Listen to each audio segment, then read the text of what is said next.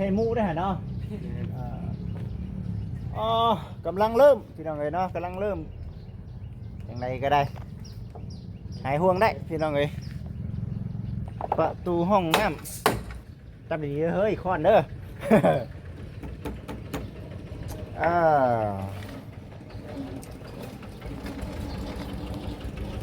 ได้เรื่องอยู่เรื่องนี้เนาะ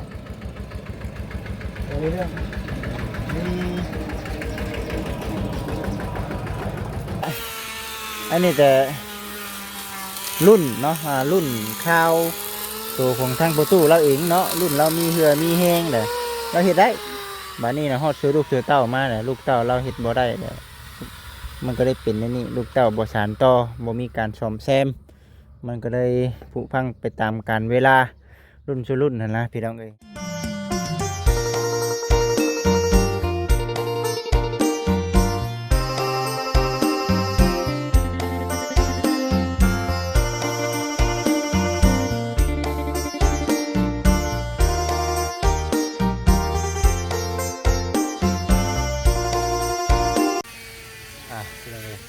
ฮอนบ่ หากะขึ้นเนาะพี่น้องเนาะหากะพักเที่ยงหากะยาเมื่อกี้นี่กินข้าวกินน้ำแล้วพากันนอนเด่นหลังจากว่าพักผ่อนแล้วก็เริ่มแล้วบัดนี้ก็ได้เริ่มงานแล้วพี่น้องเอ้ยเอาก่อนอื่นเด้อพี่น้องเด้อกับทักทายสบายดี FC ทุกท่านทางฝั่งไทยฝั่งลาวต่างประเทศพ่อกับบ่จิคือเก่าอีกแล้วเลยพี่น้องเด้อตอนนี้ก็อยู่บ้านเนาะของทั้งพ่อเฒ่าของทั้งพ่อจ้อยเนาะ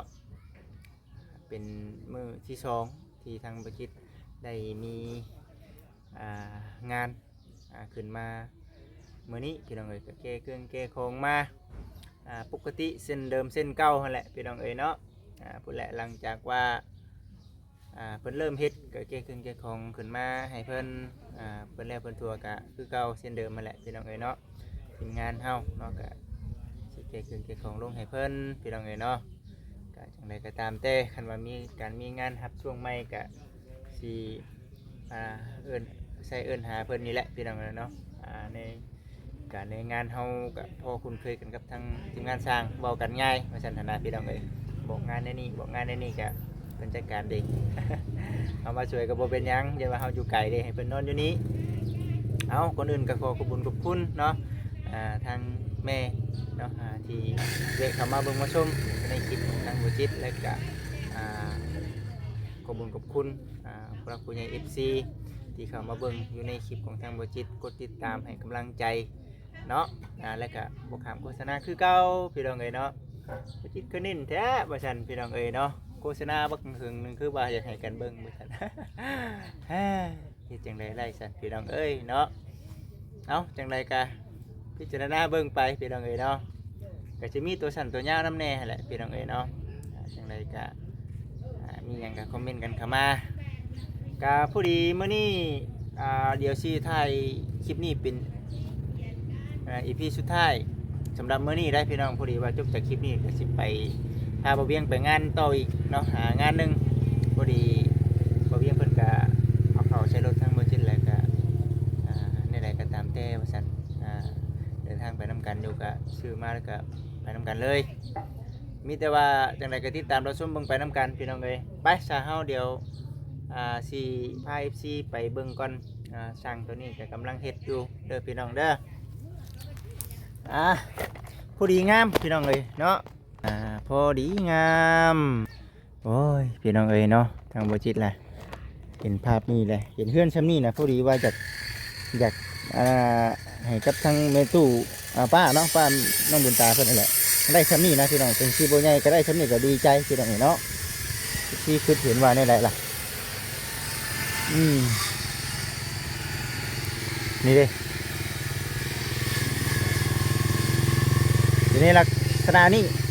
ตัวนี้เป็ดเสานี่เนาะเดี๋ยวนี้ลักษณะนี้ก็งามคือกันสวยงามไม่ร้อยพี่น้องเลยเนาะสังกะสีเพิ่นมีเนาะสังกะสีเพิ่นมีครบหมดแล้วเนาะแล้วก็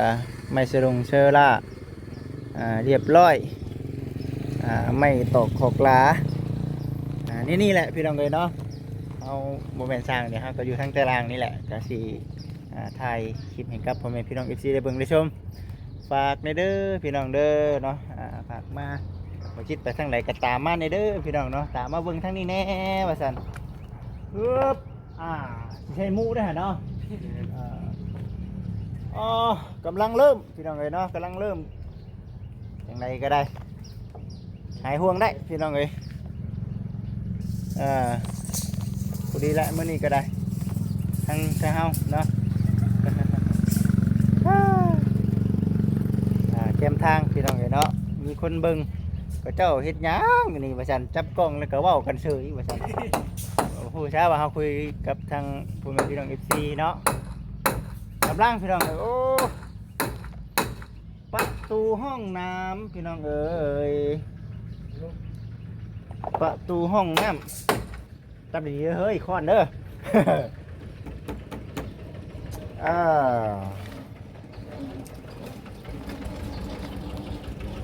ได้เรื่องอยู่เรื่องนี้เนาะได้เรื่องนี่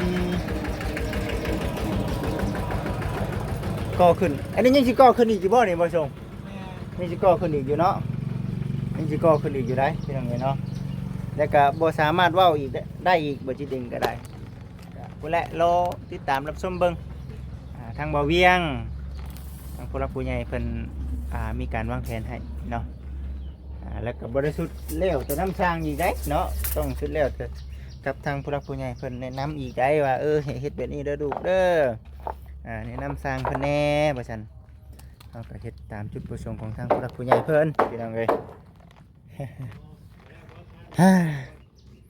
ยุคสมัยนี้การเวลาเปลี่ยนไปพี่น้องเอ้ยข้าวตะกี้หั่นนะเบาจิตเนาะพี่น้องเนาะ ก็คือว่าเนี่ยเกิดมากับเกิดจากครอบครัวที่ว่าทุกกับโบแมนมาทุกพี่น้องเนาะก็เพราะว่าปานกลางสิให้มีกับโบมีสิให้รวยกับโบรวยแต่ว่าพอเห็นแบบว่าสิ้นส่วนข้าวโบหานของพ่อเพิ่นแต่พ่อเราน่ะเคยเฮ็ดเกี่ยวกับอันนี้นะพี่น้องเนาะเกี่ยวกับไม้แล้วเฮ็ดเป็นสร้างเกียนแต่พ่อนะประเภทพวกกันกบนี่มันมีกบไม้นะกูนะคักได้เป็นนั่นก็เคยใช้คือกันอันนั้นก็พี่น้องเลยอันนั้นคือข้าวโบหานเพิ่นเนาะโอ้ยทานเคยใช้อีกเนาะแม่แล้วมันจะเป็นคักได้คักยุคสมัยนี้เนาะพี่น้องเลยเนาะมันก็ทันสมัยได้ล่ะเห็นบ่มันก็เกี้ยงไปอีกแบบนึงเนาะแม่นแต่ว่ากบมือน่ะมันก็จะเป็นอีกแบบนึงแต่ว่าใครกลัวบ่เฮ็ดเนาะจักเลยสร้างแก้วเฮานี่ได้ใช้อยู่บ่กบไม้นะฮะกบมือนะก็บ่ได้ใช้บ่เคยใช้บ่ได้จับอยู่เนาะใส่ก็บ่ได้แล้วยันว่าเป็นทีมงานสร้างเฮ็ดเฮือนแล้วเคยใช้จุดนั้นทุกเล็กน้อยๆแล้วของพ่อเเนาะยังอยู่ไหนยังอยู่เนาะก็เป็นโอ้สุรุกสุเต้าบ่เห็นเนี่ยมันแม่นหยังนี่พ่อบ่ได้หาเนาะก็คือว่าแหละพี่น้องเอ้ยเนาะบัดนี้อุปกรณ์การสร้างเพิ่นมันก็ทันสมัยขึ้นกว่าเก่าเบิดแหละเห็นบ่ทั้งกบแน่สวรรค์แน่เครื่องเดือยเครื่องตัดมีเบิดแหละเราสิเดินทางแน่เนาะบ่จิเนาะสิเดินทางกลับเลยเนาะทางกลับก่อนนะลุงเอ้ยมื้อพุ่นน่ะจังพ้อกันแต่ว่าเฮ็ดหยังมีหยังบ่นั่นแหละโทรถามคือเก่าแหละถ้าบอกอีกเทื่อเนาะอันใดที่บ่คักบ่แน่มันบ่ยากดอกมื้อนี้ถามก็เปิดกล้องรถหยังกันเนาะโทรเป็นแล้วบ่ลืมถามได้เนาะกำลังเฮียนบ่กำลังเฮียนอยู่นอนหลับเลยบ่ลิ้นน่ะเอาดีๆเด้โทรบ่เป็นนี่สิชื่ออันน่ะตัวจับปุ่นมาให้อีกเอาคืนบัดนี้เป็นอยู่ดอกเดียวบ่ได้เนาะโทรได้อยู่เนาะโทรเข้าได้แต่ว่าลิ้นลายแนวยังบ่ได้โอ้ยแล้วก็ติดคือกระโพคงอันน่ะอยู่เฮือนนั่นแหละบ่จิตอยู่เฮือนนั่นแหละตะกี้ก็กดปุ่มบัดนี้โอ้ยอยู่เฮือนบ่มีโทรทัศน์เด้ แต่ว่าบ่สนใจน้ำโทรทัศน์แล้วเดี๋ยวนี้จับโทรศัพท์แล้วมันเบิ่งได้เบิดเด้ มันบ่ได้ค่อย บ่มีไปเบิ่งเลยนะ ว่าอยู่ไทยเนาะพี่ชายเขาก็เริ่มอยากลืมน่ะนะ แม่นโทรศัพท์มันทันใจแล้วว่ะอยากเบิ่งหยังก็เห็นเบิดแล้วว่ะแม่นความเราขนาดผู้เฒ่าเด้อฮะ เบิ่งข่าวก็ได้เนาะ แม่นเบิ่งข่าวทันสมัยขึ้นไปอีกแบบ โทรทัศน์ก็ได้แต่ยุคสมัยนี้เขาเจ้าก็สิติดกล้องวงจรเนาะแม่นบ่อยู่ตามห้างขายเนาะ แม่น อ่า ผู้ใดว่าใช้เน็ตไวไฟก็ต่อไปก็เชื่อมเอาไว้เนี่ย เชื่อมก็ได้เนาะ เชื่อมสัญญาณเน็ตเอาแล้วก็เบิ่งแบบเดียวเอาเบิ่งโทรศัพท์แม่น เชื่อมใส่โทรศัพท์บ่ อ่า โอ้ตัวนี้ยังบ่เคยเด้ โอ้เขาโทรทัศน์เลย แบบคือเพิ่นเบิ่งอยู่ทางเมืองนอกเนาะ แม่น โอ้แบบนั้น นี่ก็เอาก็เลื่อนไปเพราะว่ามันหน้าจอมันสิใหญ่กว่ากันนะ ตะกี้ดีใจได้พี่น้องโอ้ยได้เข้าโทรทัศน์แล้วจ้ะนะ นี่ก็ดีใจคือเก่า ฮ่าเอาเฮ็ดญาติเอาช่วงนี้แหละ เนาะ อืม มื้ออื่นสิได้มุงอยู่ดอกพี่น้องกัน อืม มื้ออื่น มันเป็นตัวซอกมันเป็นตัวเร่งละ มุงเนาะ ตัวนี้มุ้งในนอน อืมได้มุงได้โอ้แล้ว เอาเวลาเฮ็ดเวียกทางดุมก็มันก็สิบ่ฮ้อนเด้ แม่น สิได้ห่มเลย คือมุงเนาะสมมุติว่ามุงแล้วเรียบร้อยไม่ใช่ลาก็ใส่เนาะใส่เรียบร้อยแล้วบัดนี้สิมายายเส้นติบัด เทพื้น โอ้ถึงเทพื้นก่อนเนาะ พรว่ยันปูนเปื้อนกับไม้ชะลาได้เนาะลูก โอ้ ต้องเทพื้นให้พื้นแห้ง เทพื้นแห้งแล้วบัด พื้นแห้งแล้วจึงจะได้ยายเส้นนะบัด เทพื้นนี่ก็มื้อนึงซะเนาะ ถ้ามุงหลังคาแล้วนี่แม่นเทพื้นก่อนนะ อืม เทพื้นก่อนน่ะบอกง่ายว่าเฮ็ดของน้ำนี่ก้อนเอาเกี่ยวกับปูนนี่ให้มันแล้วก่อนเนาะลุงเนาะ โอ้ เกี่ยวกับปูนนี่ให้มันแล้วก่อนเพราะว่าถ้าเอามันถึกไม้เชื้อราแล้วมันบ่อยากออกเลยบ่ บ่งามเลยเนาะ แม่นมันสิถูกไม่ได้ แม่นอยู่ พอดีแหละมีแต่ว่าเอาโดตามขั้นตอนนี่แหละเพราะว่าผู้รักผู้ใหญ่เพิ่นก็วางมาแบบนี้ อืมเพิ่นให้ไล่เบิ่งคักแน่แหละพี่น้องเอ้ย พี่ง้อย่านว่าเอามีบอลของน้ำของในเฮ็ดของน้ำก่อนเพิ่นว่า แม่น มุงหลังคาแล้วนี่ก็คือมาเฮ็ดกับบ่ล้นดอกมีแต่ว่ามื้ออื่นก็คำบ่นั่นก็เฮาก็หาบอลอันกบไม้แล้วก็มีแต่ให้น้องๆเพิ่นก่อดินบล็อกนี่เบิดแล้วก็ไล่เบิ่งทำไรมาจังไดชื่อมาถือนะ อันนี้ขออนุญาตถามบ่เวียง เด้อ ในเรื่องการใช้ไม้ชรานี่จะเป็นเฮือนใหญ่นี่คือใช้ตั้งแต่ลุ่มขึ้นเทิงเลยแม่นบ่ แม่นขา โอ้ เอวขาตัวเอวมันนี่แหละขาตัวคานนี่นะ โอ้ขาข้างขึ้นไปเนาะ แม่น โอ้ เลย เลยดีคือกันเนาะไม้ชราก็งามพี่น้องเอ้ย มันยังบ่ได้เปลืองชีเปลืองหยังนะบ่จิตประหยัดงบประมาณนี่ บาทเดียวเด้อเนาะ แม่นบาทเดียวแล้วเอามักสีได้แล้วเลือกใช้แล้วนะ ก็เริ่มลายเห็นลายได้เดี๋ยว เริ่มมี นี้ แล้ว แม่เริ่มมีหลายแล้วไม่ชราเดี๋ยวนี้ผู้ใดงบมันสำใดสำหนึงเขาเจ้าก็โอ้แต่มันก็เพลงคือกันได้บ่เวียงเอ้ย แพ เพลงคือกันได้ หนึ่ง แม่น 750เนาะ แม่คำบ่มีเงินหลักหมื่น20,000นี่บ่เป็นเฮือนหลังเนาะอันนั้นจะไม่ชราได้ ตับหนึ่ง750หาแพนมันสิมีตับหนึง ม ถ้าว่าตับหนึง900น่ะมี2แพนในตานั้นแฮง 10ตับเป็น7ปัญหา หวาย ตัวอันนานาเนาะลุง แม่ 2แพนหนึงตับหนึง ตับ1 2เห็นตัว บัด เนาะ 900เนาะ 900 เราบอกยังนักอีก โอ้ย ตัวนาได้นาชุด มันมีเกรดเนาะ แม่น เป็น มัน เกรดเอาจังไดก็ย่าหรอกเนาะงามพี่น้องเอ้ยเนาะในใดก็ได้งามเฮ้ยผู้เฒ่าผู้แก่เนาะเพิ่นก็สิเป็นอีกแบบหนึงเด้อพี่น้องเด้อเนาะในเรื่อง มาแต่ใช้บัตร คนเฒ่าเผาเพื่อนนั่นก็บาปแล้วอยู่เด้อพี่น้อง ว่าเปิดไปเห็นห้องน้ำเลย ไปเห็นห้องน้ำเดี๋ยวไปเข้าห้องน้ำเลย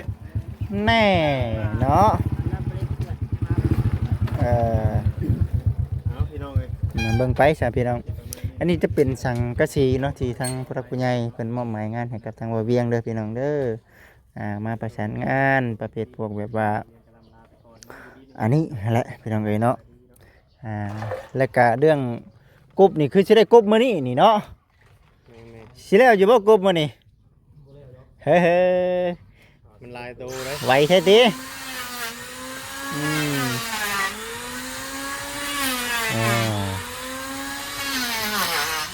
จัดไปสุดท้ายแล้วก็ลงมาคือเก่า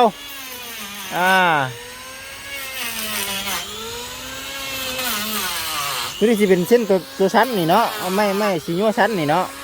ต้องมาตัดเอาบ่อืม มันมีไม้ตัวพอดีแล้วเด้อ โอ้ต้องเอามาตัดเอาเนาะ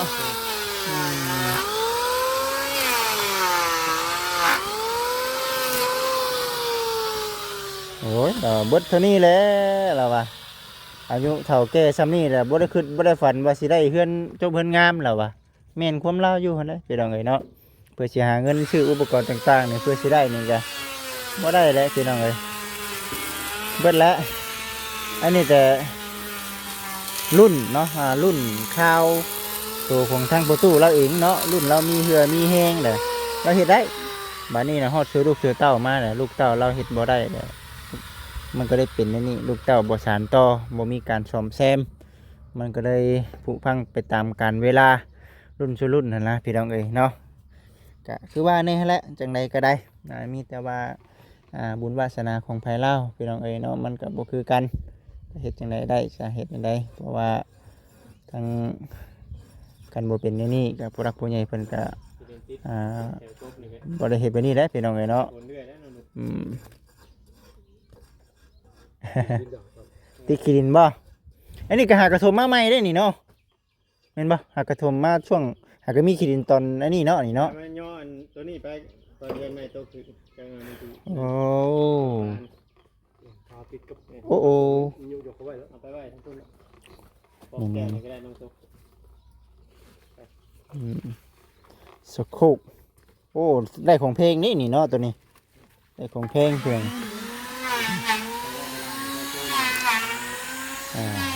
รุ่น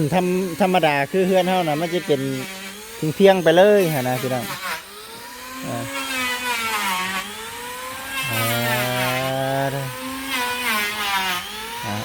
นี่แหละพี่น้องเอ้ยเนาะก็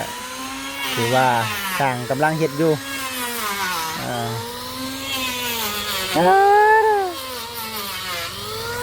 เดี๋ยวเฮาเตรียมพร้อมคือกันแล้วพี่น้องเอ้ยเครื่องอุปกรณ์เฮาดิอุปกรณ์เฮาใช่แล้วบ่ลืมหยังนะว่าเฮ้ยเนาะบ่ลืมหยังนะว่าขี้ฮอดโกดเอาเด้อน้องเด้อขี้ฮอดโกดเอาขี้ฮอดโกดเอาผู้แน่เดียวเบิ่งก่อนคันว่ามีเวียกมีงานทางนั้นก็สิบุกเวียกคันว่าผู้รักผู้ใหญ่หรือว่าทั้งบ่เวียงเพิ่นมีแนวให้แก้ก็สิมาแก้ให้คือเก่าหั่นแหละพี่น้องเอ้ยเนาะนี่ก็ได้ห่อนเอามันเป็นยามให้ยามนา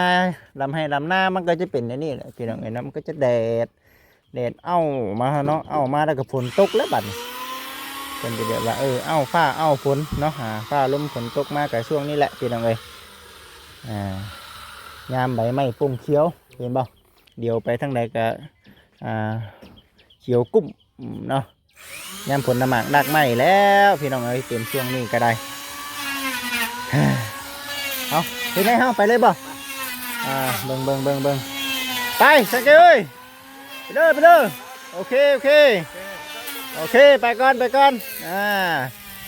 ผู้ใดมีลูกมีเต้าก็ว่าเราแล้วเฮ้ยเนาะจังไดออกมาหาเวียกหางานเนาะมาคือเฮาได้พี่น้องเอ้ยเนาะเราหยอกว่าหัวกันไปนี่แหละพี่น้องเนาะกับทางสร้างกาสีประมาณนี้แหละพี่น้องเอ้ยเนาะทางบ่จิตก็ถือว่ามานำกัน2คนมื้อนี้ก็ได้มานำกัน2คนนี่ก็สิบุกไปงานเนาะของทางเบาเวียงมาลุ้นกันเนาะว่าสิไปทางไหนต่อช่วงนี้ก็แม่เบิ่งอีกเทื่อพี่น้องเอ้ยเนาะถือว่าได้เวลาแล้วล่ะพี่น้องเอ้ยเนาะเอาสุดยอดอ่อนได้พี่น้องเอ้ยพี่น้องเอ้ยเปิดภาพมาอีกวันนึงก็ได้เปิดเฮงๆนี่เด้พี่น้องเอ้ยเพราะว่ามันตากแดดไว้ดีก็ได้ร้อนๆนี่โคตรเท่กันเนาะกะออกจากทางมานี่กะบ่ได้ไกลเลยเพียงแค่ว่าบนทางนี่ยังโชคดีเด้อพี่น้องเพราะว่าเขาเจ้าปรับแต่งใหม่เนาะกับเส้นนี้บ่ค่อยอยากเพดอกเส้นทางเส้นนี้ก็เลย บ่ช้าเวลาแน่เนาะบ่าวเวียงเนาะ แม่น คือเฮาเล่นได้ตามใจมักเขาแน่พุ่นแล้วบัดนี้ก็ถือว่าทางใดก็คันบ่าวเวียงมีแนวปรุงแนวแก้อันไหนมันรู้จักบ่หวาดบ่ไหวก็ทักบอกได้ เออ ทักบอกได้พี่น้องเอ้ยเนาะมือเจ้าขึ้นมาอีกบ่มื้อ มา มาอีกบ่ สิมาคุมื้อเขาได้ฮะแต่ว่ามาอัปเดตให้เบิ่งเด้อมาเบิ่งเรียกเบิ่งงานกับบางเทื่อเขาก็ได้ไปถ่ายทางอื่นนํแบบนี้นะ ไปไปเรื่อยๆพี่น้องเอ้ยปัจจุบันนี้ก็ได้กำลังอยู่พี่น้องเอ้ยเนาะแต่ว่าเป็นไรก็ตามแต่มีหยังก็บอกได้เนาะจัดการให้สิประมาณนี้แหละพี่น้องเอ้ยไปสับไปเดี๋ยวสิได้จบคลิปก่อนเด้อพี่น้องเด้อสิกำลังใจให้เด้อโอเคก็ได้มองว่าสบายดี